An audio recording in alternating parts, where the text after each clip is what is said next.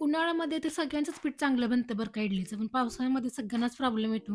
पीठ नीट फर्मेंट होत नाही. मग पीठ नीट नाही बनलं, की त्याच्या इडल्या पण चांगल्या बनत नाही, डोसे पण चांगले बनत नाही. मग त्यामुळे आपल्याला इडली खायची पण इच्छा जाते. तर त्यासाठी मी एक छान टिप सांगते तुम्हाला पीठ चांगलं बनवण्यासाठी.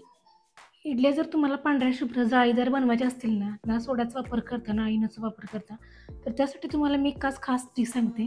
तर झोपताना रात्री मी हे उडदाची डाळ आणि तांदूळ आणि त्याच्यामध्ये हे मेथीचे दाणे आहेत, हे मी भिजत घातले होते. रात्रभर भिजले हे आणि भिजण्यापूर्वी हे मी स्वच्छ 2-3 पाण्याने धुवून घेतले होते. नंतर त्याच्यामध्ये स्वच्छ पाणी ओतून ते भिजत घातले होते. सकाळी उठल्यावर मी काय केलं, या डाळीतलं थोडं पाणी घेतलं आणि या तांदळातलं थोडं पाणी घेतलं आणि ते मिक्स करून मी कोमट करून घेतलं आता पाणी हे. आणि आता मी हे मिक्सरमधून बारीक करून घेणार. तर त्याच्यामध्ये मी हे पाणी वापरणार आहे बारीक करण्यासाठी. इथं बघू शकता 10 तांदूळ सगळं वाटून झालं आहे माझं. आणि आता पिठाची क्वांटिटी एवढी आहे बघा तुम्ही, अर्ध पातेल तर आहे पीठ हे.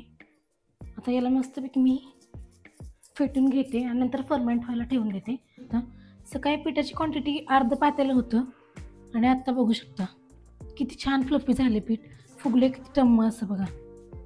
दाखवते मी तुम्हाला, बघू शकता किती सुंदर पीठ तयार झाले बघा.